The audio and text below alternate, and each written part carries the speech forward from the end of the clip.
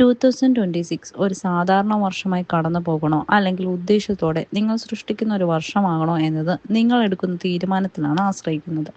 പലർക്കും ആഗ്രഹങ്ങളുണ്ടാവും, പക്ഷെ അവയ്ക്ക് വ്യക്തതയും ദിശയും ഇല്ലെങ്കിൽ ജീവിതം നമ്മെ അതിനിഷ്ടമുള്ള വഴിക്ക് കൊണ്ടുപോകും. അതിനാലാണ് 2026 മാനിഫെസ്റ്റേഷൻ പ്ലാനർ എന്ന ആശയം വളരെ പ്രാധാന്യമുള്ളതാകുന്നത്. ഇതൊരു ടു ഡു ലിസ്റ്റ് അല്ല, മറിച്ച് നിങ്ങളുടെ ചിന്തകളും ഊർജ്ജങ്ങളും പ്രവൃത്തികളും ഒരേ ദിശയിൽ അലൈൻ ചെയ്യുന്ന ഒരു മാർഗം മാത്രമാണ്. 2026 പ്ലാനർ തയ്യാറാക്കുന്നതിന് മുൻപ് ആദ്യം നിങ്ങൾ ചെയ്യേണ്ടത് ശാന്തമായി ഇരുന്ന് ഒരു ചോദ്യം നിങ്ങളോട് തന്നെ ചോദിക്കുക. ഈ വർഷം, അതായത് 2026 ഞാൻ എങ്ങനെയുള്ള ഒരു മനുഷ്യനാകാനാണ് ആഗ്രഹിക്കുന്നത്? കാരണങ്ങൾ, ലക്ഷ്യം മാറാം, സാഹചര്യങ്ങൾ മാറാം, പക്ഷെ നിങ്ങൾ ആകാൻ ആഗ്രഹിക്കുന്ന വ്യക്തിത്വം തന്നെയാണ് എല്ലാത്തിൻ്റെയും അടിസ്ഥാനം.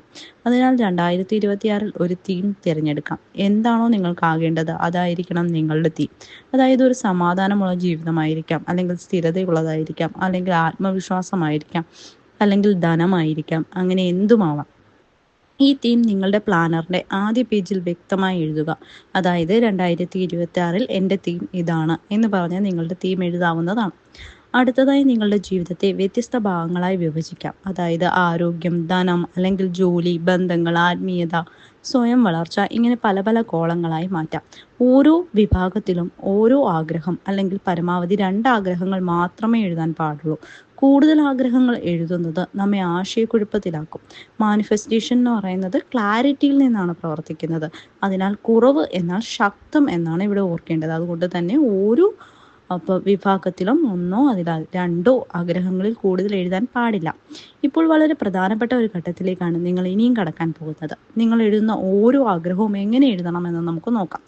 അതായത് എനിക്ക് കിട്ടണം എന്ന രീതിയിൽ ഒരിക്കലും ആഗ്രഹം എഴുതാൻ പാടില്ല. ഞാൻ ശാന്തമായ ജീവിതം നയിക്കുന്നു, അല്ലാന്നുണ്ടെങ്കിൽ എൻ്റെ ജോലി എന്നെ സന്തോഷിപ്പിക്കുന്നു, എൻ്റെ ആരോഗ്യം ശരിയായ രീതിയിൽ പോകുന്നു, എന്ന രീതിയിലാണ് എഴുതേണ്ടത്. ഇത് നിങ്ങളുടെ മനസ്സിനെ ഈ ആഗ്രഹം ഇതിനകം തന്നെ നിങ്ങളുടെ ജീവിതത്തിന്റെ ഭാഗമായി എന്ന സന്ദേശം നൽകും. മനസ്സ് വിശ്വസിച്ചാൽ മാത്രമേ ഊർജം അതിനനുസരിച്ച് മാറത്തുള്ളൂ. 2026 മുഴുവൻ ഒരുമിച്ച് ചിന്തിക്കുന്നത് പലർക്കും ഓവർവെൽം നൽകും. അതിനാൽ ഓരോ മാസത്തിലും ഒരു ഫോക്കസ് സെന്റൻസ് എഴുതുക. ഉദാഹരണം, ജനുവരി നിങ്ങൾക്ക് ഒരെണ്ണം എഴുതാം, റീസെറ്റിനും ക്ലാരിറ്റിക്കും വേണ്ടി കൊടുക്കാം. ഫെബ്രുവരി സെൽഫ് ലവ് ആവാം, മാർച്ച് ആക്ഷൻ ആവാം എന്ന രീതിയിൽ. ഇങ്ങനെ ഓരോ മാസത്തിനും നമുക്ക് ഓരോ ലക്ഷ്യങ്ങളും ഉണ്ടാവണം.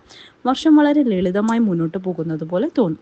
നിങ്ങളുടെ മാനിഫെസ്റ്റേഷൻ പ്ലാനറിൽ ഒരു പ്രത്യേക ഭാഗം ഡെയിലി അഫർമേഷന് വേണ്ടി മാറ്റിവെക്കാം. ഇവ വലിയ വാക്കുകളായിരിക്കണമെന്നില്ല. ഉദാഹരണം, ഞാൻ സുരക്ഷിതനാണ്, ഞാൻ ഊർജത്തെ പിന്തുണയ്ക്കുന്നു, ഞാൻ ധനവാനാണ്, 2026 എനിക്ക് അനുകൂലമാണ് എന്നപോലെ ലളിതവും സത്യസന്ധവുമായ വാക്കുകൾ മതി. ദിവസവും ഇതിലൊന്ന് വായിക്കുന്നത് പോലും നിങ്ങളുടെ ഉള്ളിലെ വിശ്വാസത്തെ ശക്തിപ്പെടുത്തും. ഇതോടൊപ്പം ഗ്രാറ്റിറ്റ്യൂഡും ലെറ്റിംഗ് ഗോയ്ക്കും ഒരു സ്ഥലം നൽകണം. ഓരോ മാസ അവസാനവും ആ മാസം നിങ്ങൾക്ക് നന്ദിയുള്ള 3 കാര്യങ്ങൾ എഴുതാം. കൂടാതെ ഇത് നിങ്ങളെ സേവിക്കാത്ത ഒരു ശീലം, ഒരു ചിന്ത, അല്ലെങ്കിൽ ഒരു ഭയം, ഇവയൊക്കെ നമുക്ക് അതിനകത്ത് എഴുതാവുന്നതാണ്. നന്ദിയും അതുപോലെ നിങ്ങൾ കളയാൻ ആഗ്രഹിക്കുന്ന കാര്യവും ഒരുമിച്ച് മാനിഫെസ്റ്റേഷൻ ചെയ്യുന്നത് വളരെ സ്വാഭാവികമായി നടക്കുന്ന കാര്യമാണ്. ഒരു കാര്യം പ്രത്യേകം ഓർക്കണം, ഈ പ്ലാനർ പെർഫെക്റ്റ് ആയിരിക്കേണ്ട. ചില ദിവസങ്ങളിൽ നിങ്ങൾ എഴുതാതിരിക്കും, ചില ആഴ്ചകൾ ചിലപ്പോൾ നിങ്ങൾ പിന്നിലാവാം. അതൊന്നും പ്രശ്നമല്ല. 2026 മാനിഫെസ്റ്റേഷൻ പ്ലാനർ ഒരു കർശനമായിട്ടുള്ള ഒരു നിയമമൊന്നുമല്ല. അത് നിങ്ങളെ പിന്തുണയ്ക്കുന്ന ഒരു സുഹൃത്ത് പോലെയാണ്. നിങ്ങൾ സത്യസന്ധമായി അതിലേക്ക് തിരികെ വരുമ്പോഴെല്ലാം അത് വീണ്ടും പ്രവർത്തിക്കും.